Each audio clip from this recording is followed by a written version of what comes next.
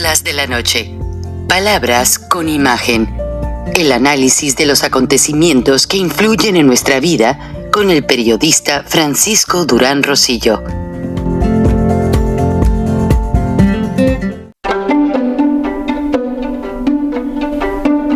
Frank Durán Rosillo te saluda y los saluda a todos ustedes, su amiga María Celeste Raraz, para invitarlos a que se suscriban a mi canal de YouTube, María Celeste Raraz, tal como mi nombre, donde les informo todas las semanas sobre entrevistas que tienen un tema que ayuda a mejorarnos como personas y de paso son interesantes. Las pueden encontrar en mi canal de YouTube, así que los espero. Y se suscriben gratis. Curiosamente, ellos me hicieron llegar este video y le doy prioridad en su transmisión.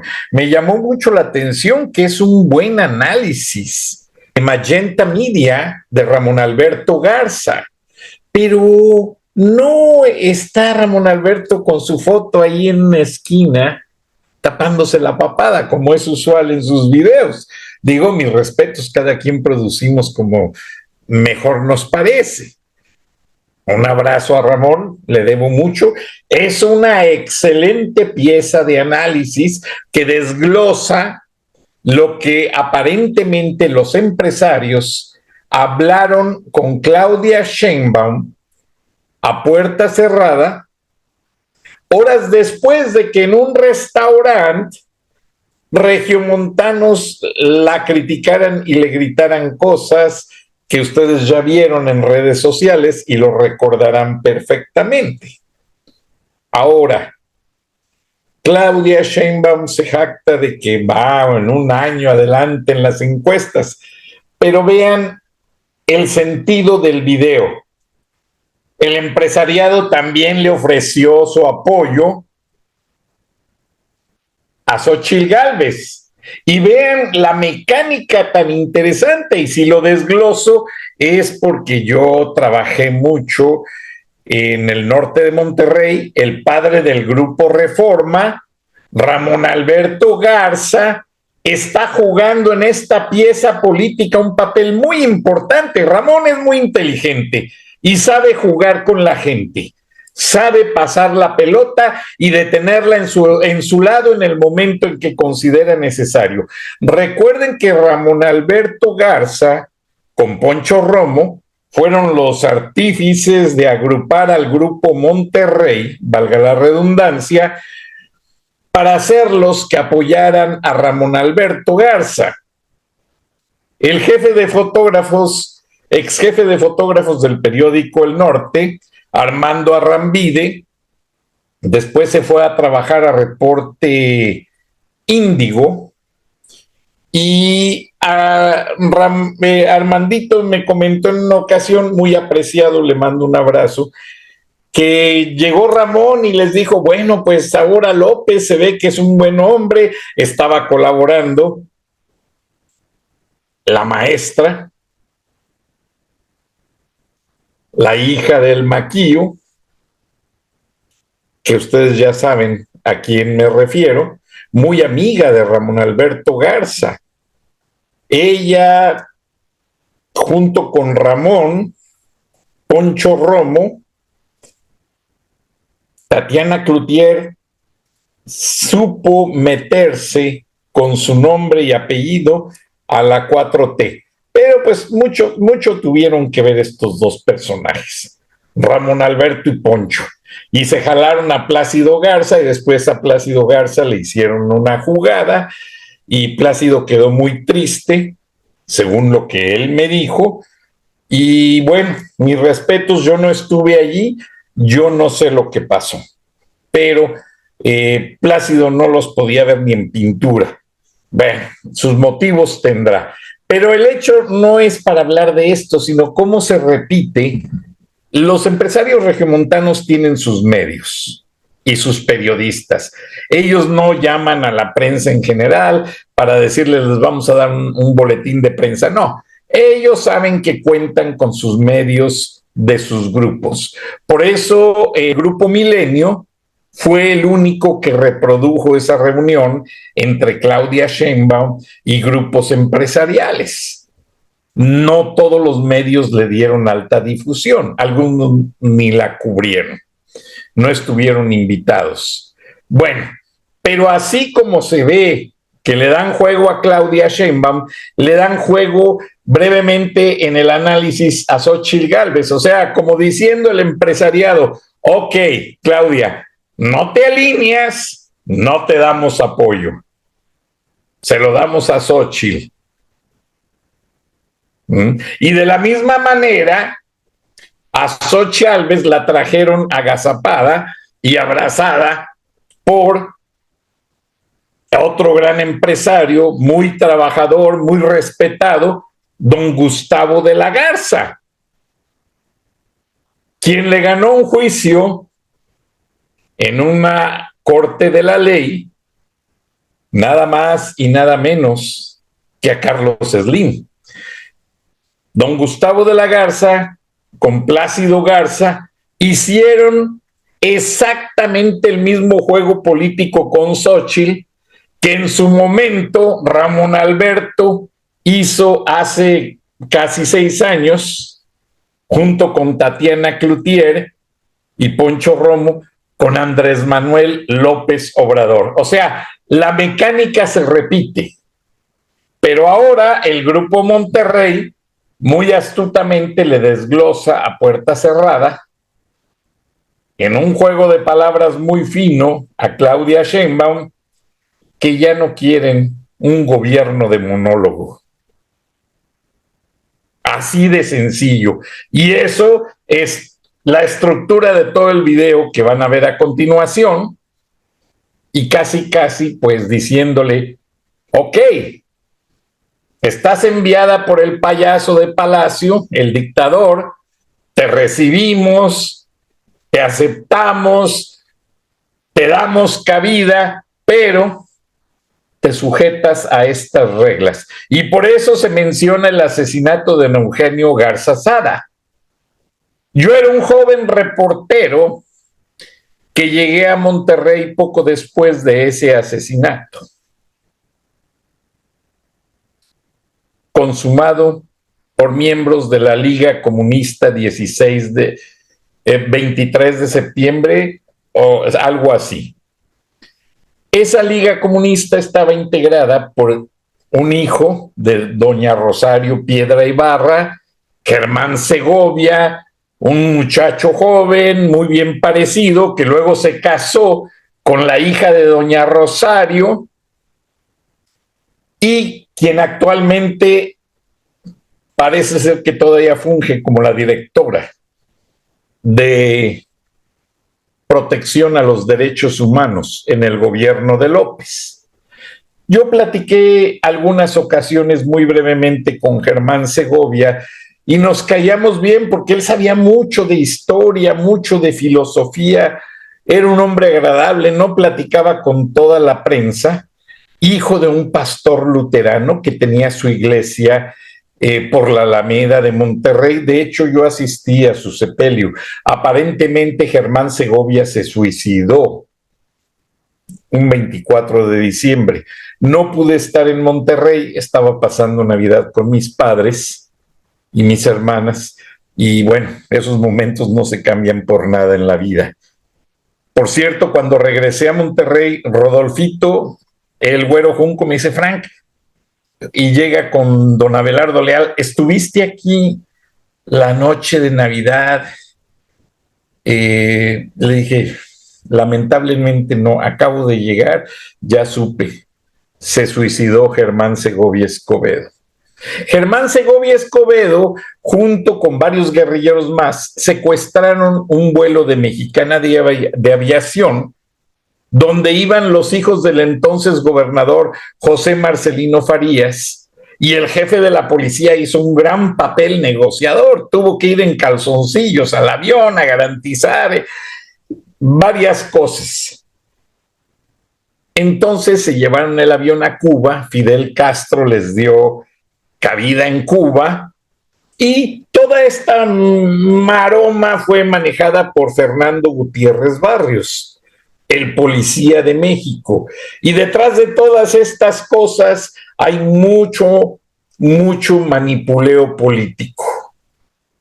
Fernando Gutiérrez Barrios le perdonó a Fidel una detención, lo sacó de la cárcel, le prestó un lanchón viejo para que regresara a Cuba junto con sus gentes y ya con algunas armas usadas que tuvieron que comprar en Texas, porque a Fidel Castro no le dio audiencia John Fitzgerald Kennedy en la Casa Blanca para hablar sobre la toma de La Habana. Se vino la crisis de los misiles, etcétera. Y si menciono todo esto es porque hay cosas detrás. Hay personajes detrás. Monterrey es un pilar de la economía mexicana, donde se dio de topes Luis Echeverría Álvarez al cometer el error de mandar a asesinar a don Eugenio Garza Sada. Y bien, los regiomontanos no olvidan y no perdonan ese asesinato. Y estoy de acuerdo con ellos. Había un joven llamado el Tabasqueño, que era el que les dotaba de dinero y armas a esa guerrilla. Curiosamente, ese tabasqueño llegaba pobremente a Monterrey, vestido en ocasiones con guayaberas, muy del sureste, a entregar mensajes confidenciales a la guerrilla. Yo no pude cubrir esto, pero al llegar yo a trabajar al periódico El Norte de Monterrey, gracias al abogado y jurista muy inteligente, que fue mi maestro, y al terminar una clase me dice: soy editor del periódico El Norte, te espero a las 4 de la tarde. No, pues imagínense, un gran honor para este gran señor que lamentablemente perdió a su niña por una fatal enfermedad. Y eso pues le afectó demasiado, pero siempre pienso en él. Cuando estoy escribiendo una nota y estoy haciendo yo un reportaje, pienso mucho en este gran señor que me ayudó, que fue y me presentó con Ramón Alberto Garza y le dijo: Ramón Alberto, licenciado Abelardo, este es el chamaco de quien les hablé. Y para mí eso fue algo maravilloso.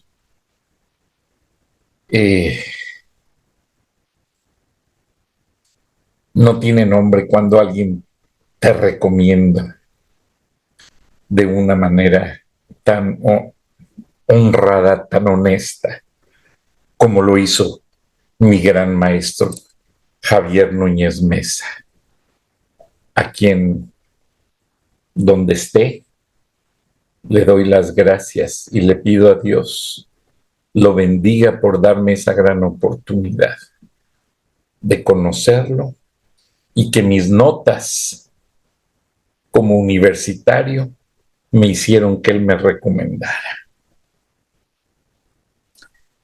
Me presenta con Ramón y el abogado leal dice: licenciado, don Javier Núñez Mesa, déjanos a este muchacho. Y llama a un licenciado que actualmente no sé si todavía siga siendo magistrado del Tribunal de Justicia en Nuevo León.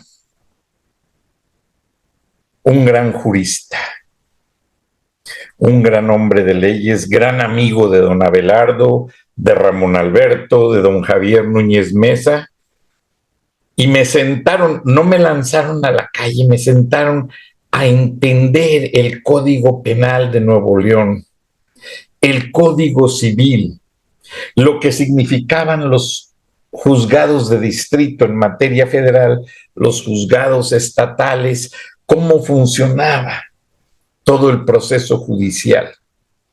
Se los agradezco enormemente.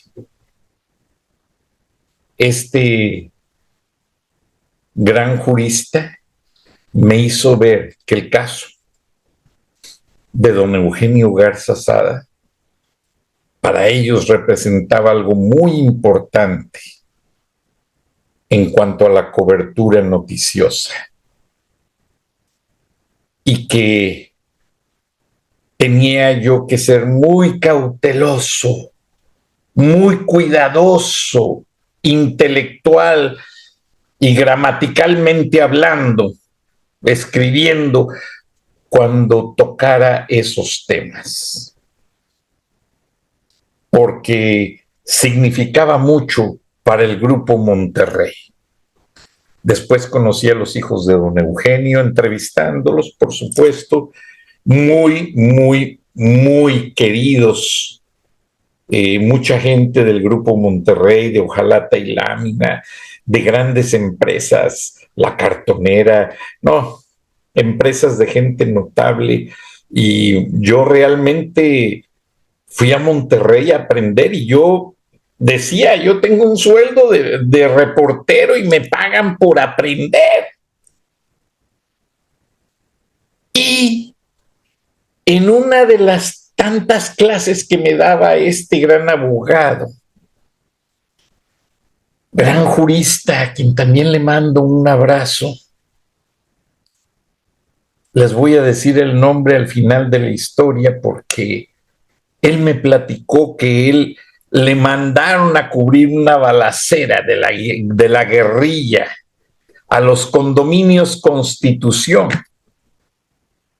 Y pues obviamente él era estudiante como yo, llegó tarde, ya no encontró nada más que cartuchos quemados, que ya les había tomado fotografías la judicial, ya habían hecho todo el peritaje, pero todos los agentes y los policías se habían ido a perseguir a los guerrilleros.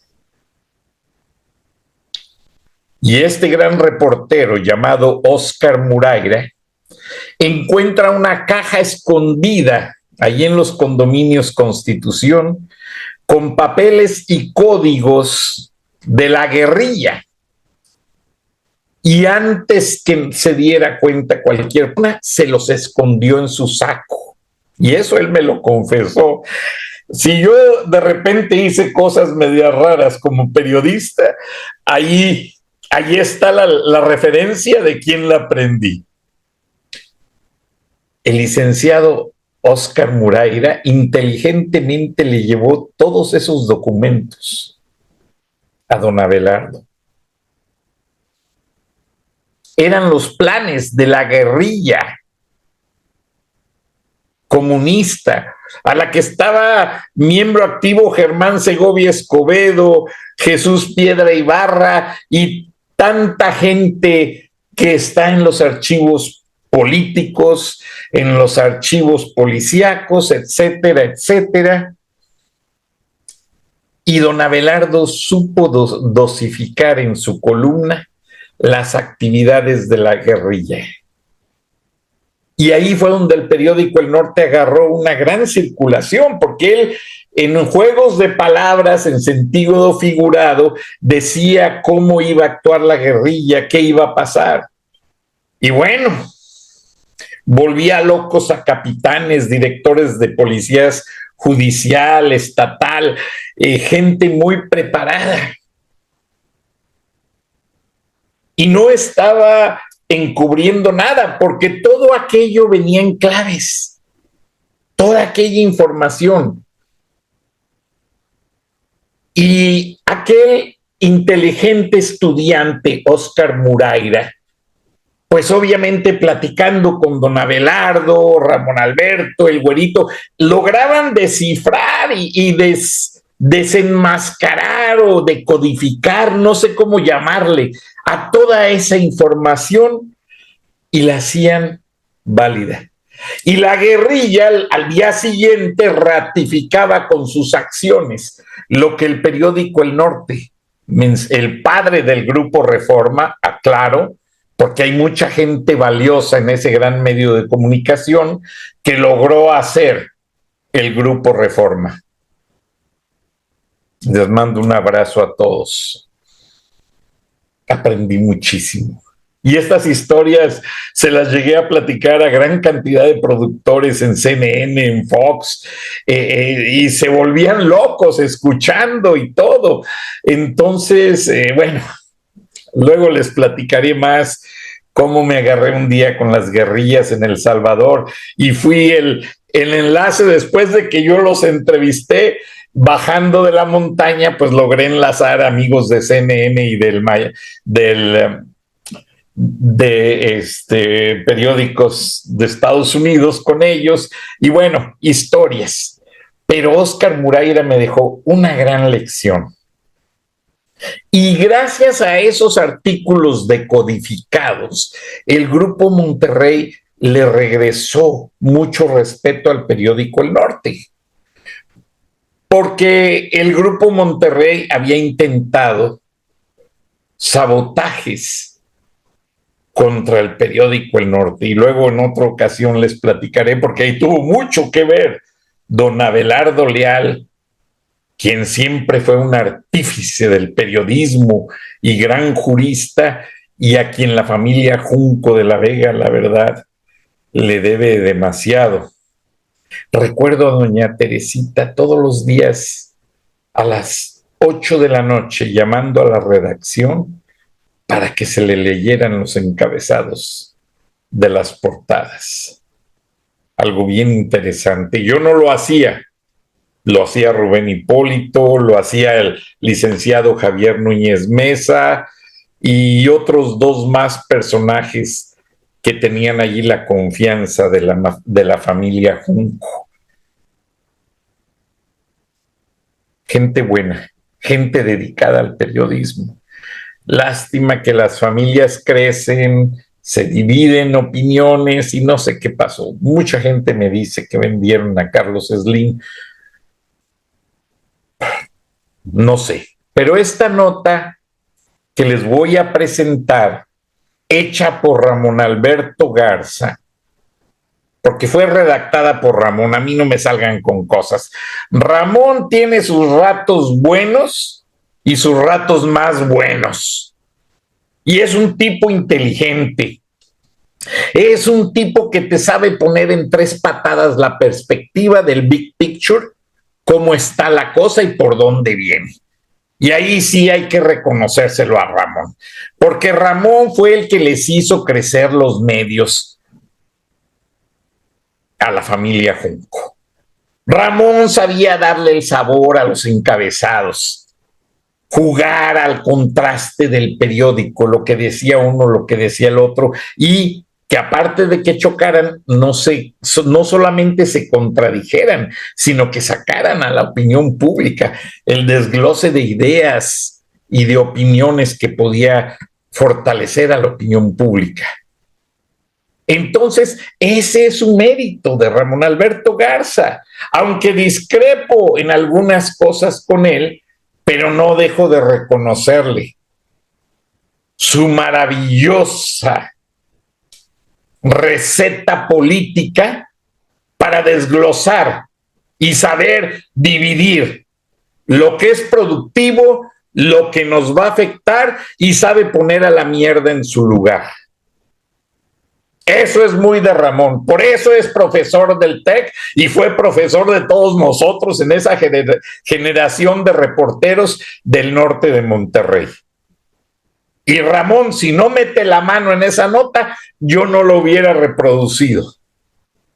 Porque solo Ramón sabe hablarte con sabor político lo que va a afectar a México.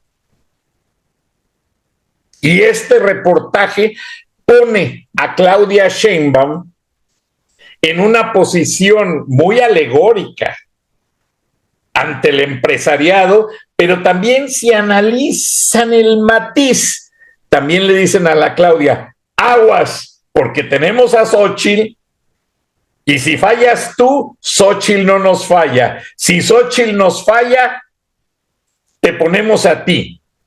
Pero si tú fallas, podemos tener un tapado que nos pediste que no sacáramos, pero no se trata del gobernadorcito idiota ese que la esposa con el color de los zapatos hace sus campañas. No.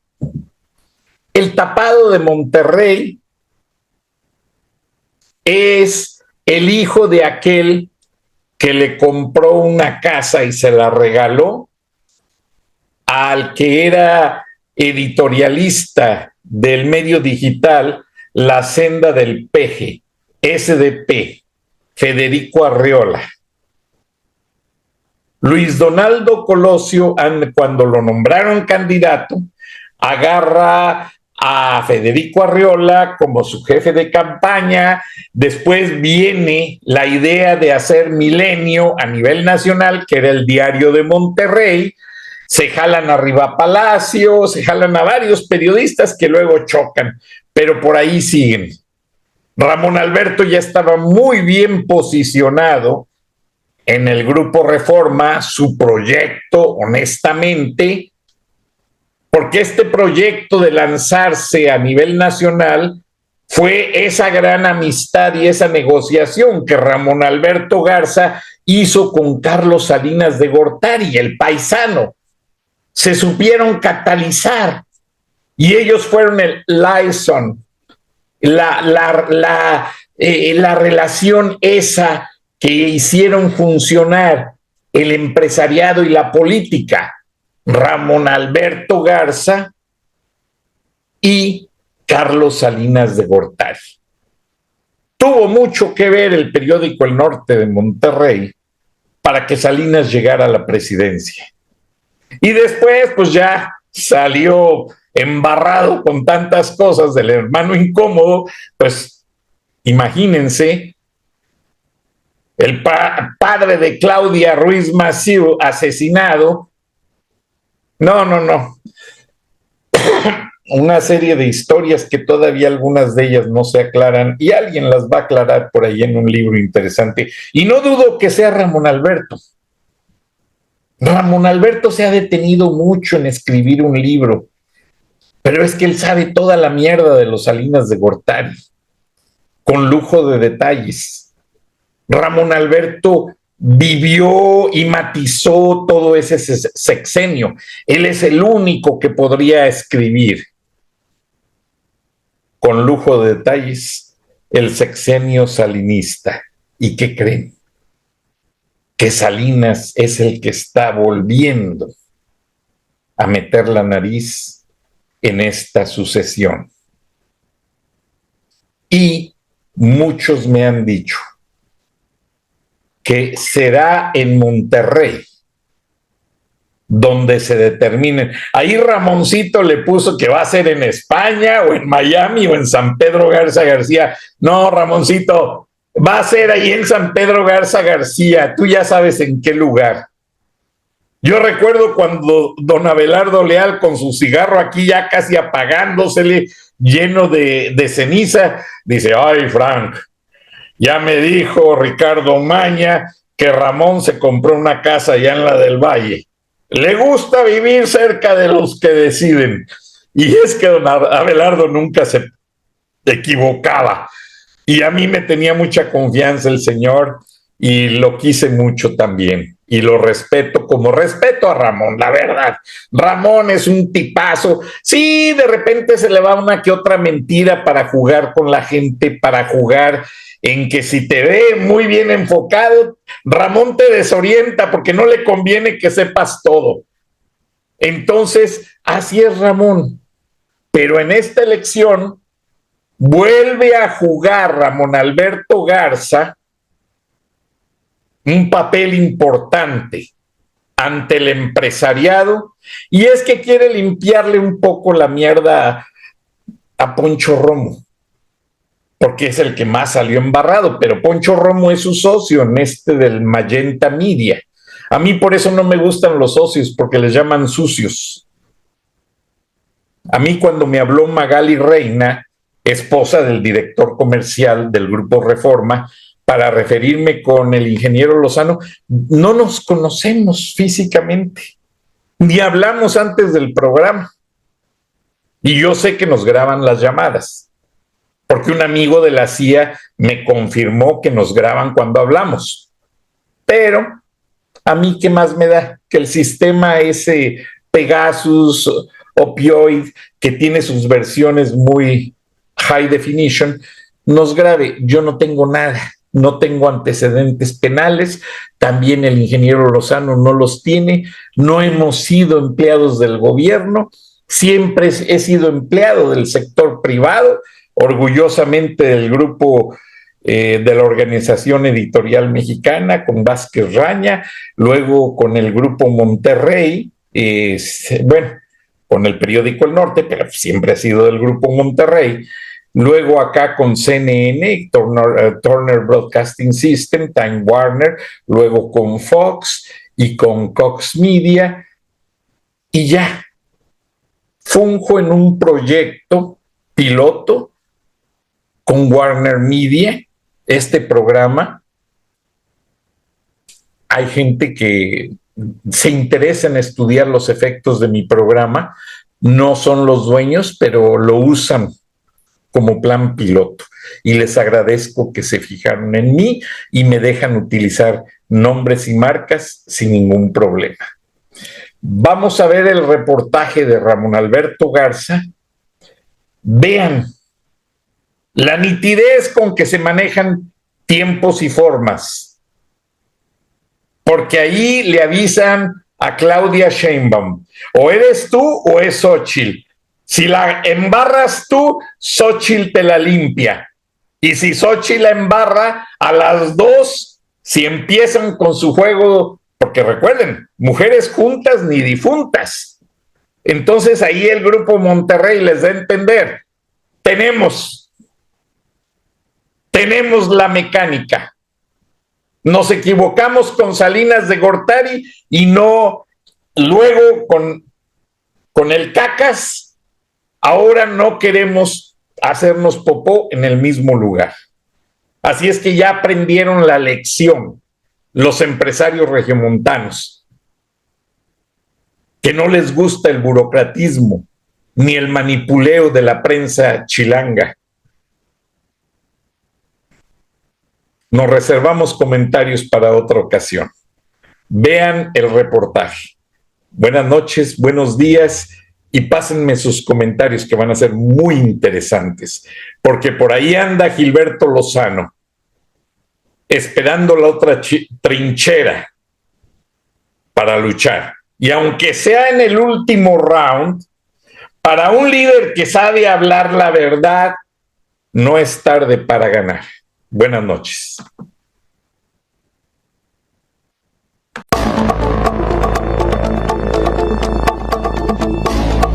En agosto de 2022, Claudia Sheinbaum fue invitada a una reunión a puerta cerrada en un penthouse de Polanco en Campos Elíseos, propiedad de Armando Garzazada, el presidente del Consejo de Administración de Grupo Alfa. El encuentro fue gestionado por Julio Scherer, exconsejero jurídico de la presidencia, y acudieron entre otros Rogelio Zambrano de Cemex, Adrián Sada de Vitro, Raúl Gutiérrez Muguerza de Acero y Enrique Zambrano de Proesa. Se trató de un primer acercamiento entre la élite empresarial de Monterrey, que representa uno de los centros de poder más críticos de la administración de Andrés Manuel López Obrador, y Claudia Sheinbaum, la heredera designada del proyecto de la Cuarta Transformación. El cónclave de Campos Elíseos marcó también una primera diferencia dentro del llamado Grupo Monterrey entre dos facciones: los empresarios pragmáticos, que mantuvieron un canal de comunicación con los operadores de Sheinbaum, y los empresarios que han financiado la construcción del Frente Amplio por México y que han apoyado la precandidatura de Xóchitl Gálvez. De acuerdo a personas cercanas al asunto, el segundo grupo incluye a figuras como José Antonio Fernández Carvajal, director y presidente de FEMSA, Eduardo Garzate, de Frisa, recientemente Blanca Treviño, de Softec, y Agustín Coppel, quien no es de Monterrey, pero ha alineado sus esfuerzos de promoción política a este bloque. El caso de José Antonio Fernández Carvajal es notable. En el proceso electoral de 2018, cabildeó activamente en contra de la campaña de Andrés Manuel López Obrador. Sin embargo, cuando Morena llegó al poder, el presidente de FEMSA apareció en un video de relaciones públicas, ofreciendo su apoyo al presidente electo. La relación del conglomerado regiomontano con este gobierno ha sido tensa. FEMSA se convirtió en un objetivo del programa de grandes contribuyentes del SAT y terminó negociando el pago de un adeudo fiscal por 8.790 millones de pesos. El papel de José Antonio Fernández Carvajal como empresario opositor ha sido ambiguo. Durante sus escasas intervenciones públicas, en prensa y en eventos corporativos, ha sido crítico del gobierno federal. En un discurso de septiembre del año pasado, en el marco de la entrega del premio Eugenio Garzazada, el presidente de FEMSA declaró: a veces se olvida que la democracia es también disentir.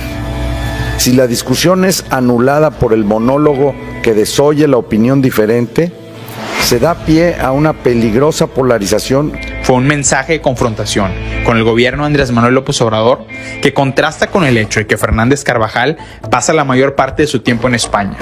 Incluso ahora que el empresario asumió la dirección interina de FEMSA tras la muerte del ejecutivo Daniel Rodríguez Cofré, Fernández Carvajal se reubicó en Miami, no en Monterrey, según reporta el periodista Darío Celis. Es en este contexto que la élite empresarial de Monterrey ha comenzado a procesar la realidad política que sugieren prácticamente todas las encuestas relevantes en México, incluida la del Grupo Reforma, que Claudia Sheinbaum es la candidata a vencer en la elección presidencial de 2024. Asesores cercanos al Grupo de los 10, el cónclave informal que reúne a los líderes de las principales compañías multinacionales de Nuevo León, comisionaron un estudio actuarial sobre los escenarios políticos del próximo año. El reporte concluyó que el Frente Amplio por México necesita que se cumplan 3 condiciones para vencer a Morena. Primero, que Samuel García, gobernador de Nuevo León, no sea el candidato presidencial de Movimiento Ciudadano. Segundo, que se alcance un piso mínimo de participación electoral de 64% en los comicios generales. Tercero, que la oposición obtenga al menos 2 de cada 5 votos en el sureste del país, el bastión político del presidente Andrés Manuel López Obrador.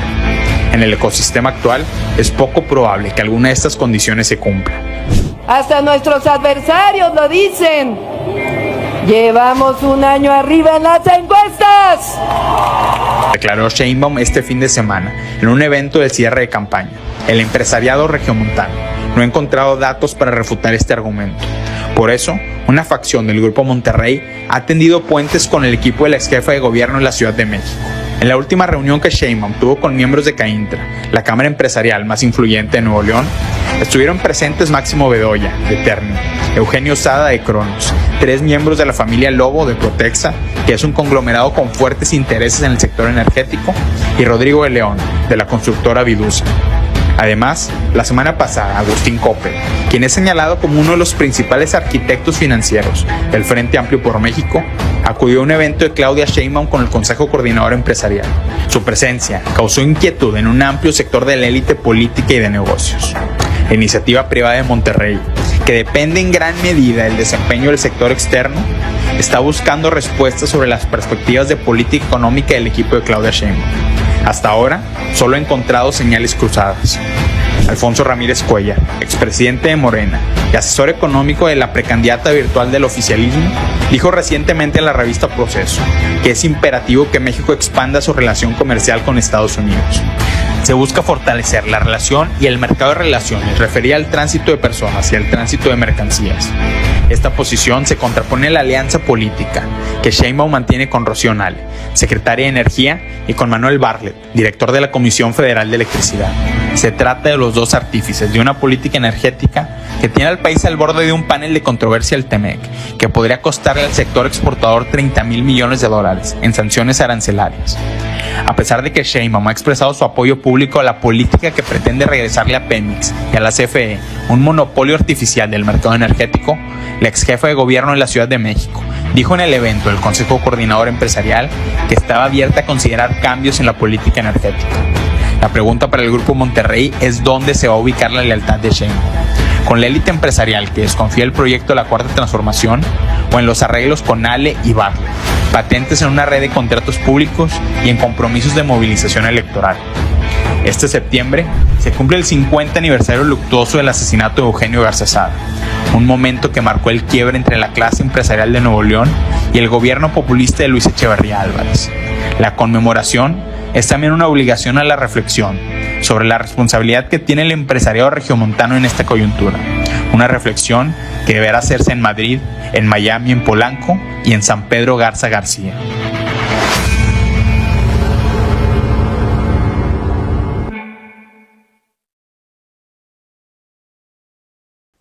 Si le tocara un premio de consolación a Marcelo Ebrard,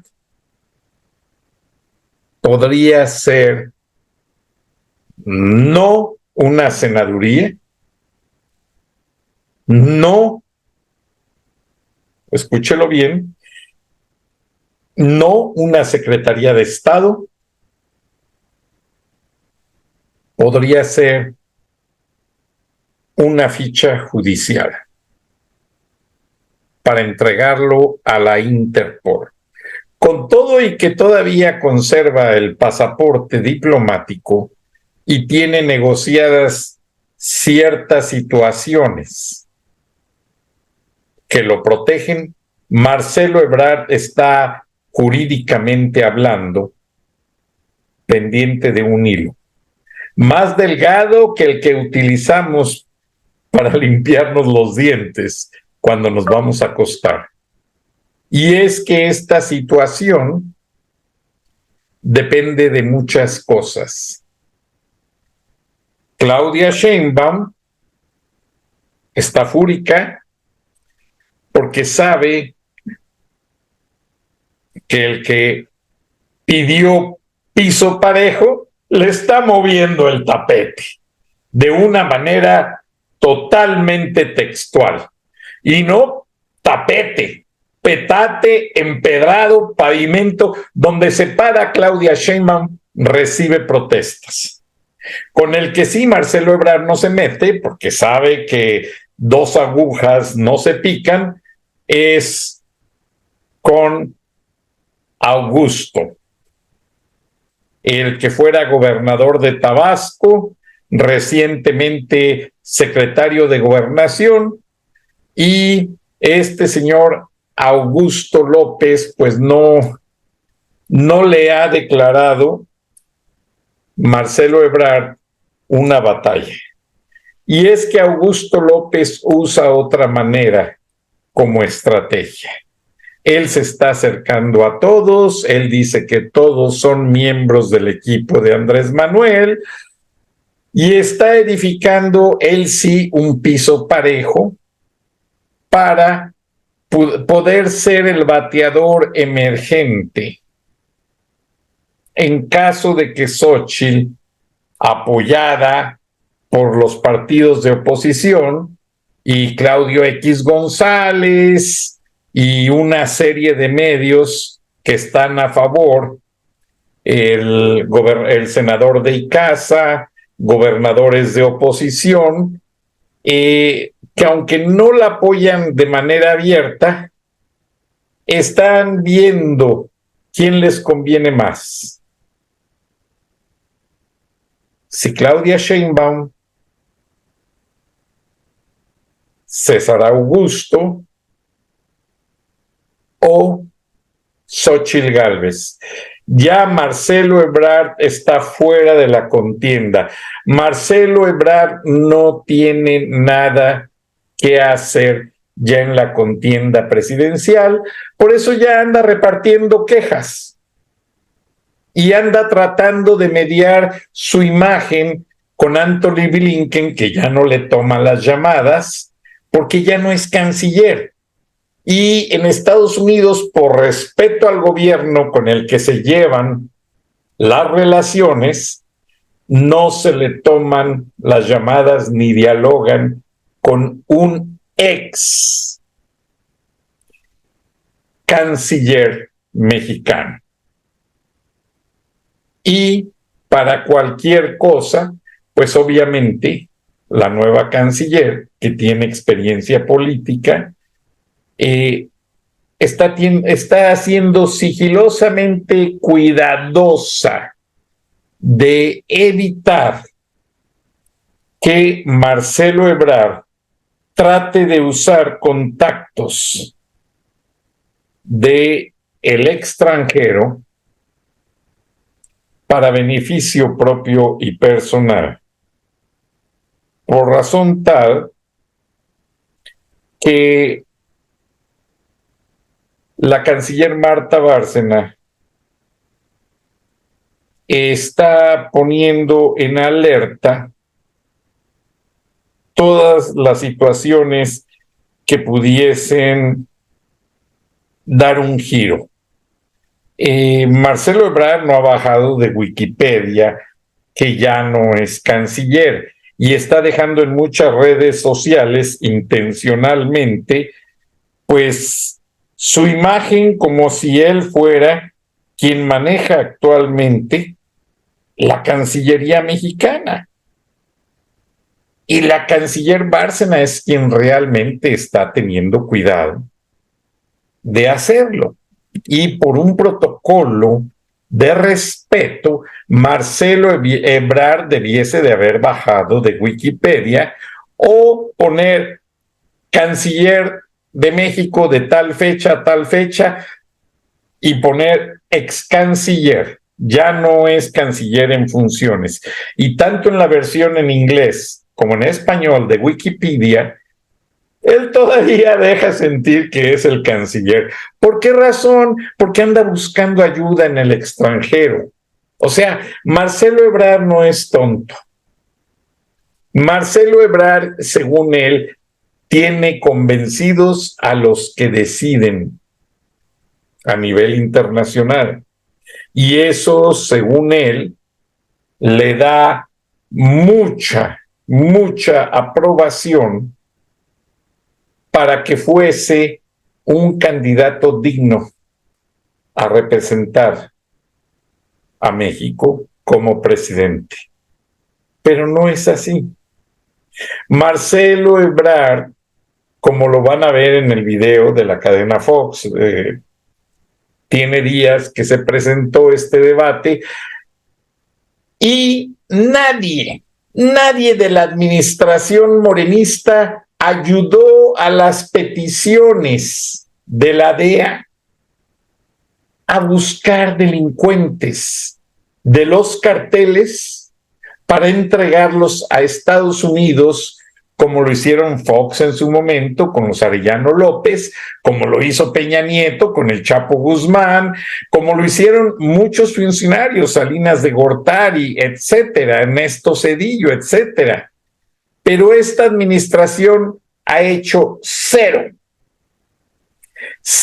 extradiciones de gente de los más buscados. Y vaya que las policías y el ejército mexicano saben dónde se esconde en Guanajuato el Mencho. Saben en dónde se esconde el Chapito, en un lugar entre Jalisco y Nayarit, una playa muy bella, donde tiene su lugar privado, con su gente. Nadie entra, porque el ejército prohíbe la entrada y lo protegen. Entonces, la elección presidencial, perdónenme, viene a ser un juego fantástico por la fantasía. Recuerden que la fantasía es el discurrir libre del pensamiento imaginativo corregido por la realidad. Y esa fantasía va a hacer que nos van a vender una elección democrática sin que esto exista. Una elección democrática que hasta nos desgasta y los candidatos se van a pelear y se despeinan entre ellas y ellos, que las morenistas, están todas las mujeres con Claudia Sheinbaum y los hombres posiblemente más que con Marcelo. Tengo entendido por lo que me informa gente de Morena que me conoce y también me pasan reportes, que el exsecretario de Gobernación tiene más credibilidad que Marcelo Ebrard. Y hay que informar las cosas como son. Marcelo Ebrard ha pagado a los medios para comprar su credibilidad, pero como yo se los he dicho, es un rufián. Marcelo Ebrard es un raterazo de primera, no hay quien le gane. Es fino para robar. Desde que estaba como jefe de gobierno de la Ciudad de México, vean, saqueó al metro. Y Claudia Sheinbaum se protege diciendo, bueno, los accidentes en mi administración fueron por mala construcción. ¿Y quién estaba en la mala construcción de jefe de gobierno? Marcelo Ebrard. Y el empresario que no le gusta jugar a las vencidas, Carlos Slim, está tratando de hacer la reparación, pero son remaches, son parches lo que están poniendo, no es una reparación definitiva. Me frustra mucho porque yo comparo. Cuando en Estados Unidos algo se descompone y no funciona, lo demuelen, lo tiran y hacen algo nuevo, bien hecho, cuidando los detalles que fallaron. En México no. Van a meter columnas y graves, o sea, cimentaciones nuevas, pero pegadas a las que ya existen, como reforzando. Y yo no creo que sea del todo seguro. Y así como ponen esas cimentaciones para reforzar la línea dorada del metro, bueno, pues realmente lo que están haciendo es hacer más de lo mismo, más de la misma farsa. Y el premio de consolación que le tocaba a Marcelo Ebrard ya no va a ser para él. Marcelo Ebrard va a salir huyendo de México y muchos dicen que por cuidar la buena imagen de la 4T lo van a dejar salir. Pero Claudia Sheinbaum lo quiere encarcelar. El sucesor de Marcelo Ebrard no se escapa, que también fue jefe de gobierno, perredista, actualmente se cobija con la inmunidad de senador. Pero este personaje supuestamente tampoco dio mantenimiento a las obras del metro.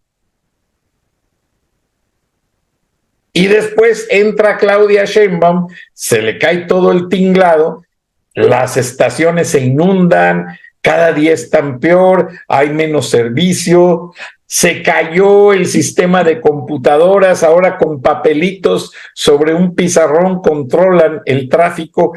No. Es algo inadmisible. Y estos tres personajes, en lugar de andar candidateándose, debiesen estar sentados en una comisión del Senado de la República, contestando detalles, con auditorías de las obras, con auditorías del mantenimiento, con auditorías de los resultados topográficos. Y nadie se ha ocupado, ni en el Senado de la República, ni en el Congreso, de hacer una comisión investigadora. No, los van a premiar, los candidatearon. Marcelo Ebrard anda feliz, pero algo le ha fallado y nadie se atreve a mencionarlo. Es un mal prestigio que tiene por corrupto y por ratero y por arriesgar al pueblo de México a usar una obra barata. Y si la columna requería cemento hidráulico, del de mejor calidad, más resistente, no. Marcelo Ebrard le metió cemento del baratito a que aguante. Y si las traves necesitaban varillas de 3 pulgadas o de 2 pulgadas, que son las más gruesas, no soy ingeniero en construcción o civil, pero no, Marcelo Ebrard metía del baratito.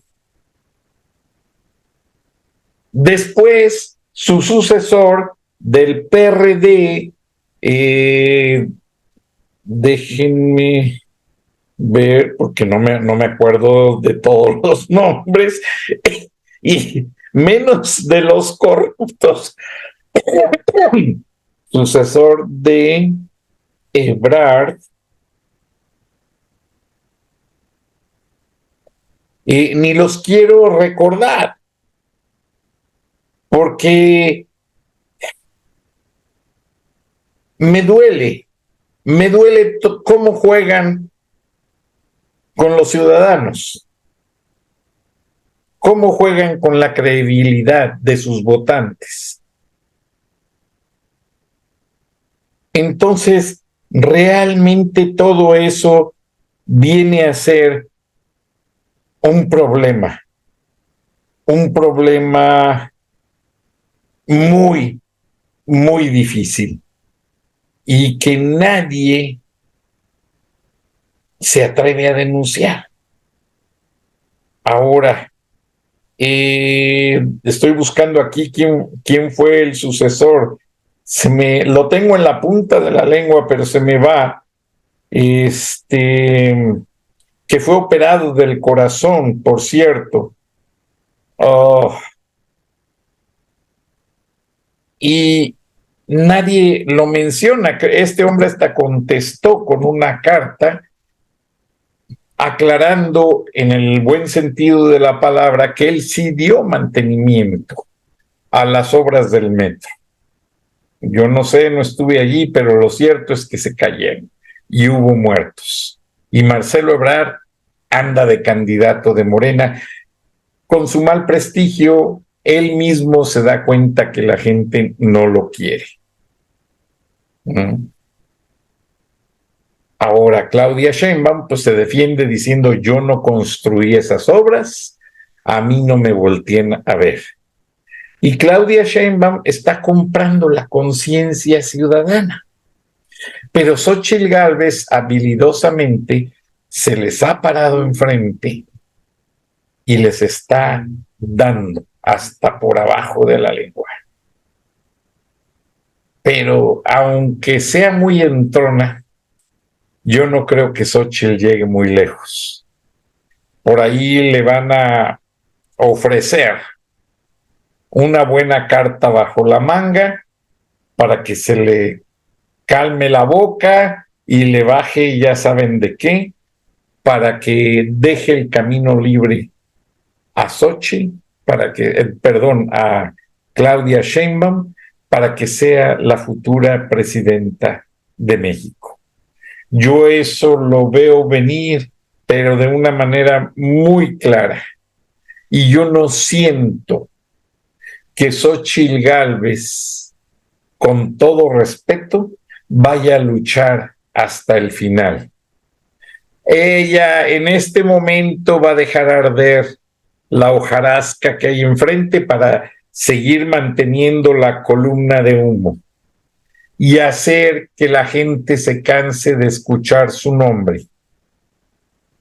Una vez que todo esto haya pasado, el próximo año se retonifica, se hace un rebranding de la marca Claudia Sheinbaum, porque su nombre es una marca política, no es una persona. Hacen de su nombre un trademark, una marca que permite y justifica el uso de un país para ejercer una plataforma política inexistente de algo que no representa el interés ciudadano, pero que saben cubrirlo, convenciendo a las minorías más necesitadas con despensas y dinero en efectivo. Y eso, tristemente, les funciona a todos. Y así como el gobierno de Estados Unidos denuncia que el gobierno de López no ha movido un dedo para cooperar con ellos, para detener el narcotráfico que crece aceleradamente en Estados Unidos y en México, bueno, quiéranlo o no, aunque el gobierno de Biden está muy tibio, como lo hemos dicho aquí, más dedicado a proteger a su hijo de la justicia norteamericana, que enfocarse en atacar a los carteles que están envenenando a cientos de miles de jóvenes norteamericanos. Y es una situación caótica y preocupante, ya que más de 127,000 jóvenes norteamericanos han fallecido de sobredosis, de fentanilos, de opioides y de otras drogas psicotrópicas derivadas de agentes químicos traídos de China. Están haciendo algo muy estruendoso, pero que solamente preocupa el silencio del gobierno demócrata de Joe Biden. Joe Biden tiene un hijo drogadicto. Joe Biden tiene un hijo corrupto. ¿Qué pasa?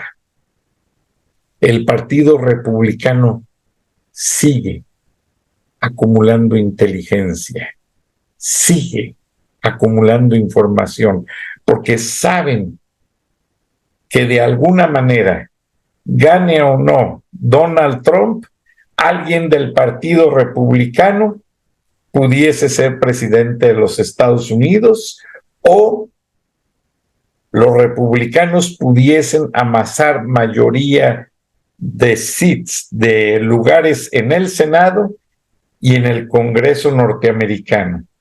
Y más que tener un presidente republicano, tener una mayoría en ambas cámaras es más poderoso para enfrentar políticamente a esos envenenadores llamados carteles de la droga, que ahora Ann Milgram los denuncia y los denuncia y los sigue denunciando, pero parece ser que por ahí hay oídos sordos que no están poniendo atención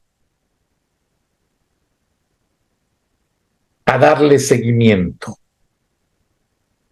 Ya era tiempo de que se diese la extradición de Ovidio Guzmán. No se ha dado. Ya era tiempo de que se diera la extradición del Mencho, del cartel Jalisco Nueva Generación. No se ha dado. Y los dos presidentes que más se parecen por ser viejos decrépitos, estar enfermos y de que de repente uno pierde el equilibrio al subir a un avión y otro pierde el razonamiento mental, es preocupante, porque quiere decir que potencia mundial con su patio frontal no están funcionando y se están quebrantando en sus fronteras para que estos asesinos de los carteles tiendan la alfombra para que Rusia y China ya no solo traigan agentes químicos para inundar de fentanilo los Estados Unidos, sino afectar con armas químicas a este país tan grande y tan bueno que tanto ha ayudado a todos los países. Se acaba de cumplir un año de la crisis en Afganistán. Recuerden las imágenes, no se las tengo que poner. La gente colgándose del avión para poder salir de Afganistán. ¿A dónde? Hacia los Estados Unidos. La gente escapa de Rusia, de China, de México, de Centroamérica, de todo Sudamérica, para venir a los Estados Unidos. Y eso mucha gente no lo entiende, no lo ve. Pero si no fuera por Estados Unidos, que es el policía del mundo, el mundo estaría en manos de tiranos, asesinos, como Saddam Hussein, como Manuel Noriega. A Saddam Hussein lo sacaron de un hoyo como una rata podrida y no tenía nada, pese a que saqueó a su país hasta el cansancio. Lo único que traía era una bolsa de calzoncillos nuevos.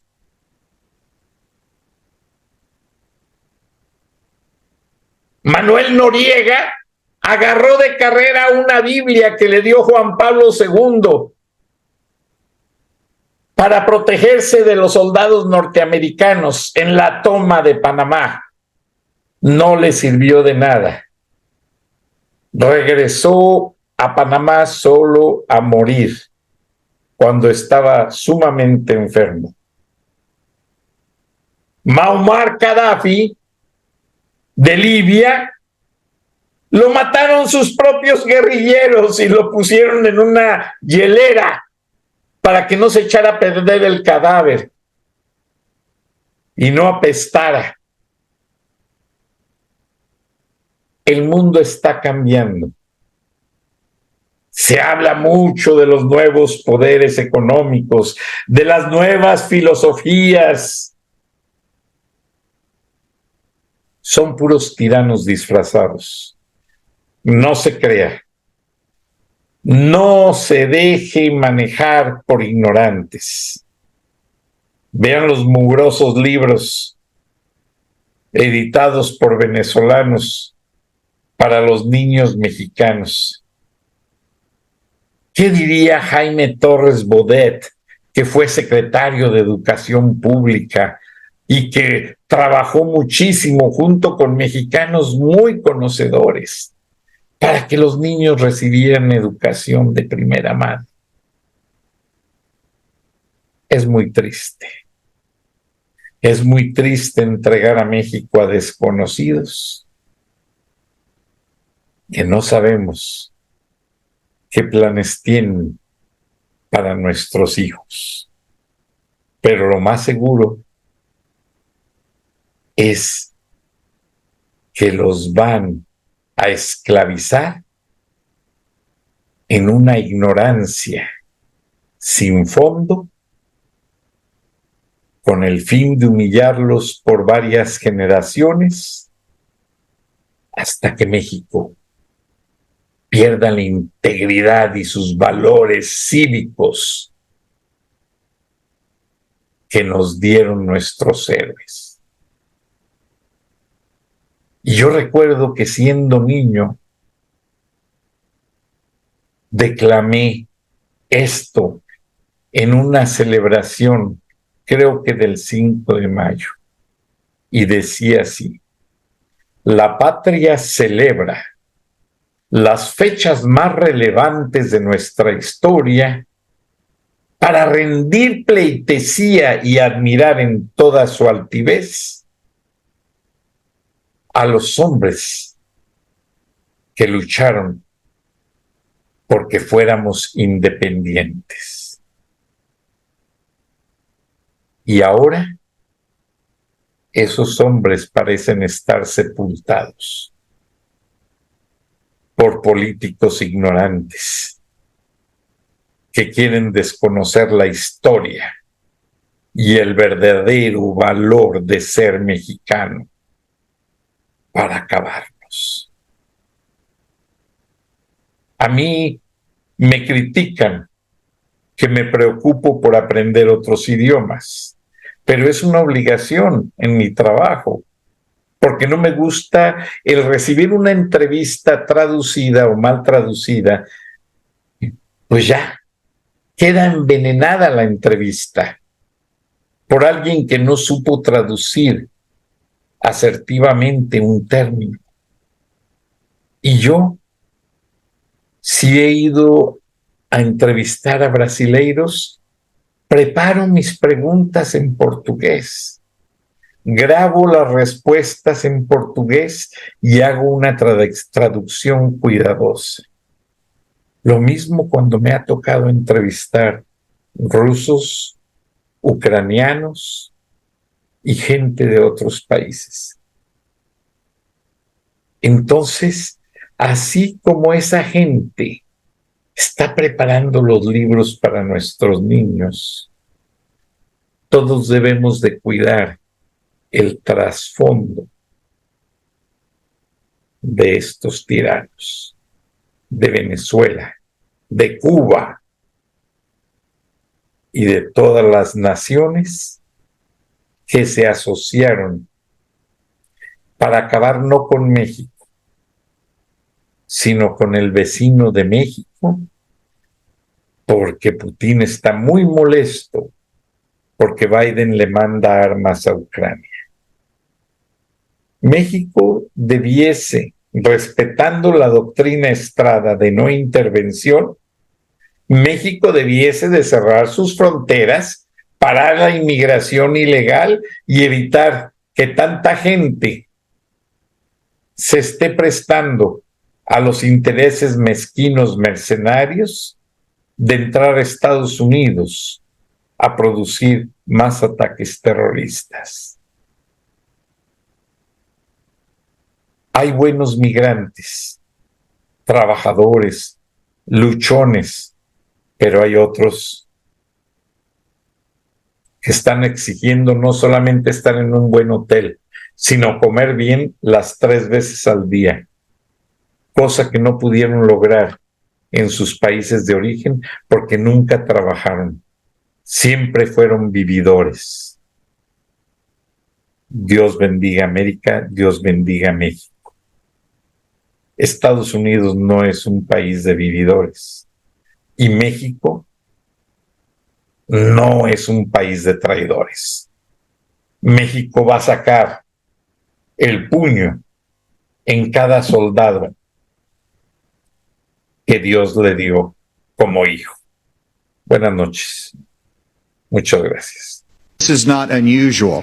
Whenever I was in the Bush administration, we went down there and met with President Vicente Fox of Mexico and asked his help in going after the cartels. And he looked at me and said, they're a problem to us as well. And so we joined together and we took down the Ariana Felix brothers leading the Tijuana cartel, and that made a difference. Cooperation makes a difference. We cannot be successful going against the cartel unless we bring in Mexico as a partner. We have to use economic pressure to accomplish that. President Obrador has not been helpful. Frank Durán Rosillo te saluda y los saluda a todos ustedes, su amiga María Celeste Raraz, para invitarlos a que se suscriban a mi canal de YouTube, María Celeste Raraz, tal como mi nombre, donde les informo todas las semanas sobre entrevistas que tienen un tema que ayuda a mejorarnos como personas y de paso son interesantes. Las pueden encontrar en mi canal de YouTube, así que los espero. Y se suscriben gratis.